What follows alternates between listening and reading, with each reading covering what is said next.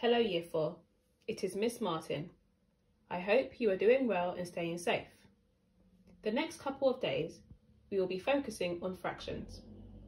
This video will help you find out more on equivalent fractions.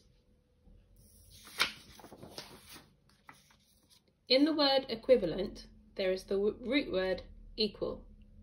This means the same. You will need to remember this when we are focusing on equivalent fractions. Yesterday, you should have experimented making your own fraction strips. Here I have one whole. My one whole can be folded in half to make two halves. This is equivalent to one whole, as they are the same. My half can be folded in half again to make a quarter. This means 4 quarters is equivalent to both 2 halves and 1 whole. My quarter can be folded in half again to make 1/8. This means 8/8 is equivalent to 4 quarters, 2 halves and 1 whole. On your own, what will be the next fraction?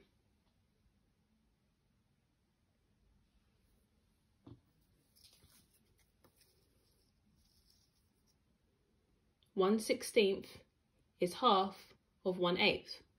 So that means 16/16 is equivalent to 8/8, 4 quarters, 2 halves and 1 whole.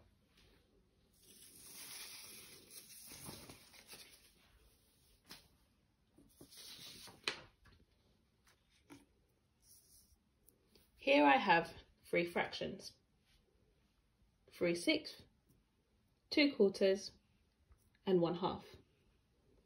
Although they look different, they are all equal in value because of their shaded areas. 3, 2 and 1.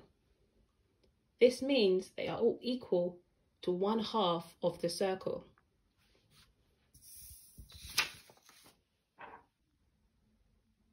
I wonder if you have noticed the pattern for these equivalent fractions. The denominator is 2 times the amount of the numerator, and that is what makes it equivalent.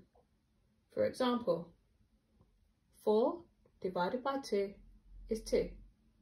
2 times 2 is 4. 6 divided by 2 is 3. And 3 times 2 is 6. Can you think of another example that follows the same pattern? I want you to remember this extremely important rule when working out equivalent fractions.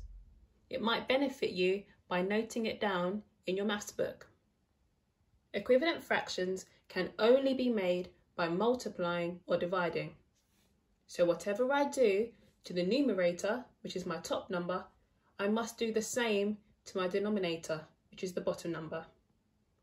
So, now's your chance to use that rule to work out these equivalent fractions.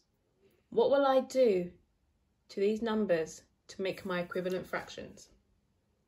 Pause the video to work out these answers. To get from 1 to 2, I'm multiplying by 2. Whatever I do to my numerator, I do to my denominator.